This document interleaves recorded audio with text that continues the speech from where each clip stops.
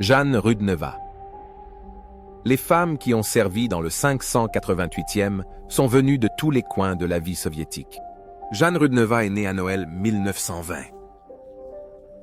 Son père était ukrainien et sa mère était une fille orthodoxe, quelque chose qu'elle devait soutenir pour pouvoir se marier avec son père.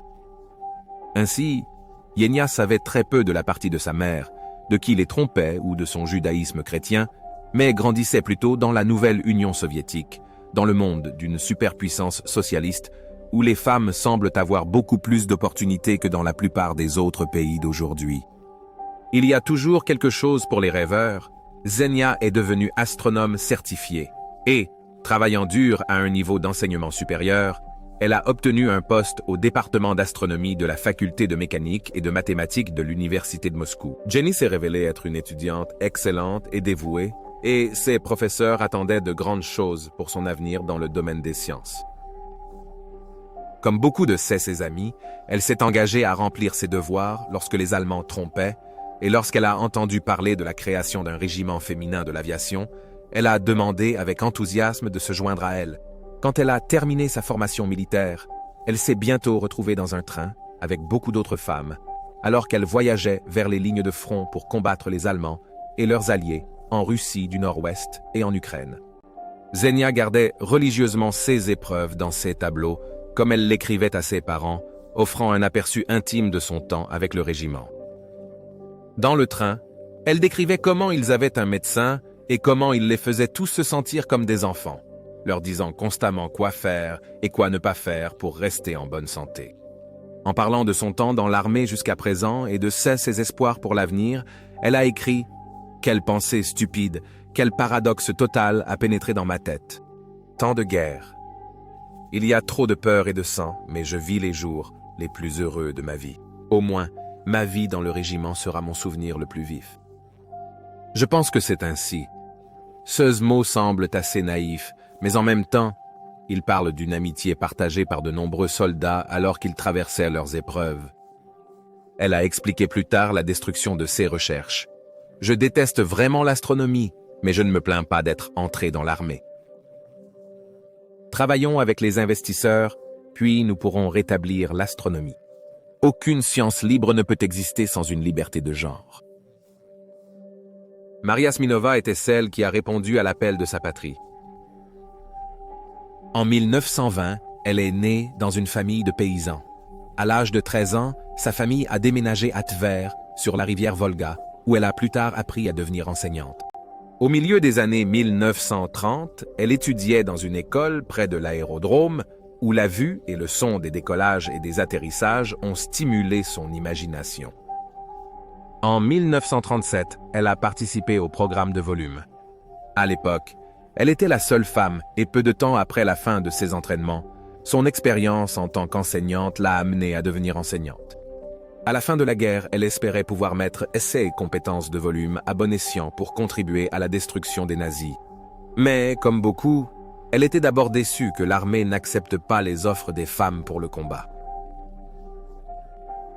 Tout cela a changé lorsque le maréchal Staline a accepté les souhaits de Marina Raskova et, étant donné l'expérience de volume qu'elle avait, Maria a été appelée plus tôt comme députée commandante dans le régiment.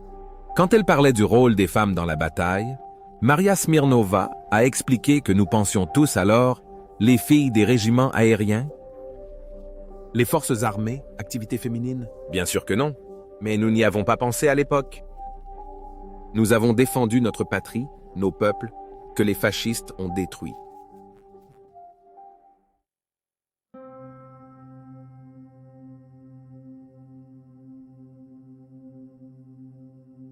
Avec le premier groupe de pilotes, compte tenu de leur vol d'entraînement à l'école de l'aviation militaire en octobre 1942, ils se sont préparés à servir sur le front, en particulier en Russie du Nord. Les membres du 5e Août 8 ne savaient pas d'où ils volaient jusqu'à la dernière seconde avant le décollage, en particulier pour des raisons de sécurité et en particulier à l'époque, car le front Nord était si fluide dans la nature. Lors du pilotage avec tous les membres 5e, 8e et 8e n'ont pas reçu de salutations particulièrement enthousiastes de la part de leurs hommes. Beaucoup d'entre eux ont vu une lutte difficile, dans laquelle un grand nombre de leurs camarades ont été perdus, et regardaient tous les petits membres et leurs petits pilotes avec scepticisme, croyant qu'ils n'étaient bons que pour la propagande et rien d'autre. Cependant, le 5e août 8 est entré en action le 12 décembre 1942 en premier lieu, en tirant sur les nazis. En parlant des opérations après la guerre, Marie Smirnova a déclaré que le 5e août 8 n'avait pas pu dormir toute la nuit.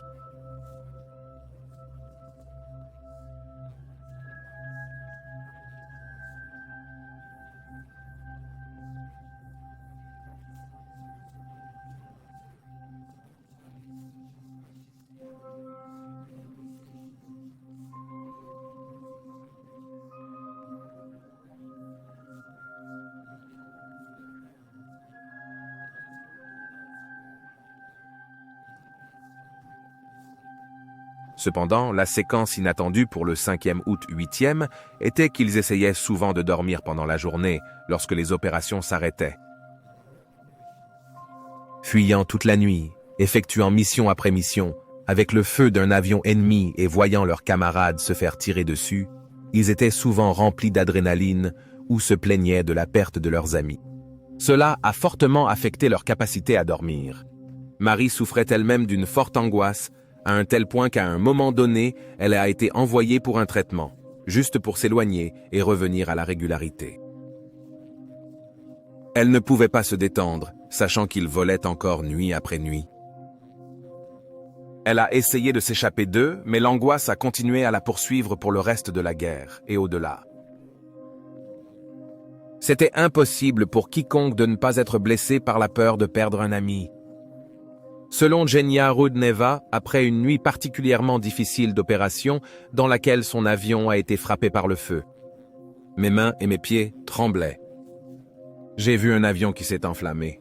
Mon avion volait comme un ivrogne, mais je ne m'en souciais pas. À minuit, un autre avion a été frappé. Mon cœur s'est arrêté de battre. Je courais vers chaque avion pour voir qui était de retour. Mon ami Gérald n'est pas revenu.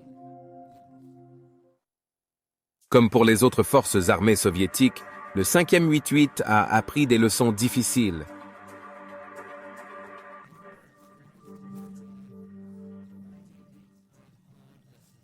Cependant, elles ont rapidement prouvé leur pouvoir en créant des tactiques pour éviter les bombardements allemands et s'approcher de l'ennemi pour placer des bombes sur leurs cibles.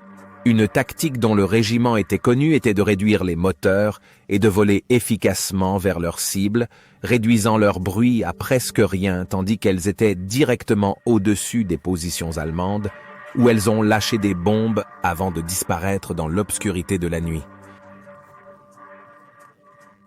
Les soldats allemands, qui sont devenus conscients que les pilotes féminines les attaquaient constamment la nuit, se sont vantés du son des avions lourds, comme un corbeau. C'est pourquoi elles ont été appelées les corbeaux de la nuit. Le terme était destiné à la dérogation, mais lorsque 58e l'a appris, elles l'ont accepté entièrement, et depuis ce moment, elles sont connues. Les pilotes allemandes se sont avérées sages, avisées et dévouées pour protéger la terre natale. Ainsi, elles ont commencé à gagner le respect de leurs adversaires masculins qui les avaient d'abord méprisées. Elles sont devenues une source d'inspiration pour les jeunes femmes en Union soviétique et ont également élevé le moral du peuple lorsqu'elles apparaissaient dans les propagandes et les nouvelles diffusées.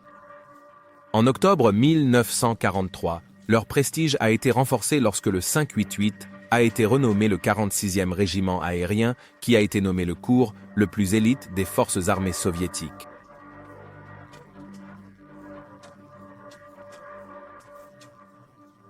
Les nombreuses histoires de leur prestige ont commencé à circuler dans les conversations de l'élite, qui souvent adoucissaient les faits, mais pas plus que chez les Allemands. Certains récits qui circulaient entre les Allemands, selon lesquels les femmes se sont tenues sur un front fantastique, ayant des criminels condamnés à mort et se battant pour leur liberté, même en faisant partie des expériences médicales soviétiques, conçues pour permettre aux pilotes de rester éveillés 24 heures sur 24. Peut-être que les Allemands ne voulaient tout simplement pas croire que eux sont juste des femmes ordinaires qui se battent pour leur peuple, parce que c'est exactement ce qu'elles étaient. Et derrière l'image glamour qui est mise en avant dans les films de propagande soviétique, elles se battaient toujours pour la guerre et se perdaient encore. Au cours d'un volume de soutien à la guerre en Crimée, Maria mène une attaque à 2 pilotes lorsqu'elles sont accidentellement découvertes dans la faible lumière par le pilote allemand Focke-Wulf, F-2 90, l'un des premiers pilotes allemands. Le pilote effectuait une attaque à grande vitesse, mais en utilisant sa faible agilité de PO2, elle a réussi à éviter les mitrailleuses allemandes, bien que, malheureusement, la pilote qui la suivait n'ait pas eu autant de chance. Sa pilote, Dusia Nosol, a été détruite immédiatement et son corps s'est brisé en avant sur les contrôleurs, envoyant la pilote dans un trou. Nosol, le navigateur d'Irina Kachirina, se battait contre les contrôleurs dupliqués dans ses cockpits, mais le corps de Nosol continuait à avancer. Alors elle est sortie et a récupéré sa pilote morte par le clocher, la tirant hors de son cockpit. Avec une main sur le contrôleur et l'autre sur la pilote morte, Kachirina a réussi à ramener la pilote à la base. La légende de leur impossibilité à se battre a été presque complètement détruite la nuit du 31 juillet 1943. Encore une fois, Smirnova mène l'attaque, cette fois contre les cadavres allemands près de Timraki. Avant de passer à l'attaque, Kachirina procédait personnellement à une inspection de la zone, soulignant les cibles pour les autres unités. Mais alors qu'elle se rapprochait de leur cible, Kachirina comprit qu'il y avait quelque chose qui clochait. Comme d'habitude, les projecteurs scrutèrent le ciel, mais il n'y avait pas de feu ennemi comme d'habitude. Alors Kachirina a compris ce qui se passait. Les canons n'ont pas tiré, car les canons allemands opéraient sur le territoire, en utilisant des canons pour le feu de l'ennemi afin qu'ils puissent attaquer. Comme elle l'a expliqué après la guerre, nous n'avions pas été attaqués de cette façon auparavant. Nous n'avions pas développé de tactique contre l'ennemi. J'avais une expérience considérable au combat et il fallait manœuvrer pour accélérer les canons et accélérer le combattant. Mais derrière moi volait une jeune pilote sûre. 4 aviateurs qui me suivaient ont été tués. Les pistolettes traceurs ont ouvert le feu. Nos pilotes étaient si dangereux qu'ils brûlaient comme une feuille de papier. Tragiquement, l'une des décédées cette nuit-là était Irina Kachirina. Malgré le fait que de tels CAs, heureusement, étaient rares, surtout lorsque la guerre a commencé et que les pilotes allemands étaient vraiment bien équipés, les pertes se sont poursuivies parmi l'équipe. De nouvelles tactiques ont été créées. Par exemple, les pilotes expérimentés agissaient comme des leurres, car ils savaient comment éviter les lampes. Cependant, le danger était toujours présent. Le 9 avril 1944, le pilote Evgeny Roudnev n'a pas pu revenir de sa mission de combat. Le jeune astronome n'avait que 23 ans. Plus tard, il a été découvert que son corps avait été récupéré et enterré comme un autre soldat inconnu en mission de combat. Ce n'était pas avant 1966, avant qu'il ne soit formellement découvert. Une mort qui a eu un impact sérieux sur le moral de la nuit a ému quelqu'un qui n'était même pas dans leur régiment. Le 4 janvier 1943, le major Marina Raskova volait en mission de bombardement lorsqu'elle a été tuée près de Stalingrad. Son avion s'est écrasé sur les rives de la Volga. Elle a été fournie avec le premier bâtiment de l'État pendant la guerre, et en quelques mois, le navire venant des États-Unis a reçu son nom. En tout, les perturbateurs ont perdu 32 de leurs 261 membres la nuit. Et bien que cela soit une tragédie, elle doit être justifiée par le nombre de navires qui ont volé dans le régiment contre les Allemands. La commandante de volume Irina Sobrova a volé 1608 missions de stagiaires et a été nommée héroïne de la République soviétique, la plus haute reconnaissance pour le service à l'État. Elle était la 23e femme dans le régiment, y compris Smirnova, qui a reçu le prix. Compte tenu de ce grand nombre de variétés, la perte était incroyablement faible. Et encore plus, lorsque l'on prend en compte le fait que certains de ces 32 décédés étaient infectés par la tuberculose.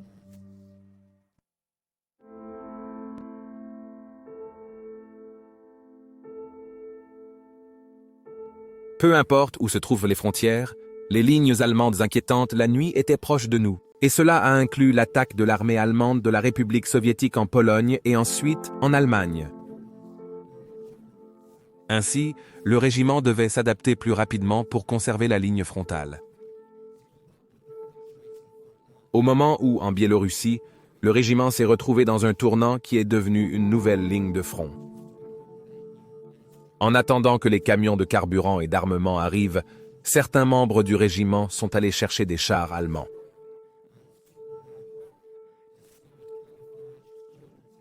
Ayant appris que ce n'était qu'une question de temps avant d'être découverts, ils sont retournés à l'avion et sont partis en utilisant le peu de carburant qui restait pour s'en aller. Le 4 mai 1945, cette nuit-là, leurs dernières opérations volaient à 59,5 km de Berlin. 3 jours plus tard, ils ont entendu la nouvelle dont ils rêvaient depuis 4 ans. L'Allemagne a capitulé, la guerre est finie. De leur nécessité de pouvoir voler à leur statut de plus beau groupe de l'armée soviétique, les Nok-Bogatchi ont taillé une légende pour elles-mêmes dans leur vie.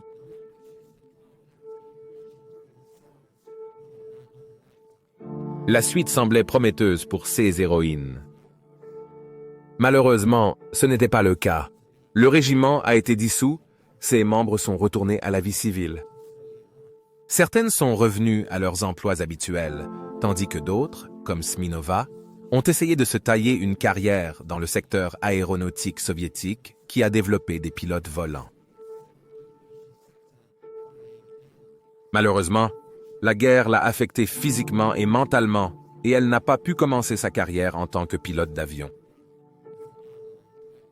En outre, des efforts personnels ont été faits pour discréditer les femmes pilotes après la fin de la guerre.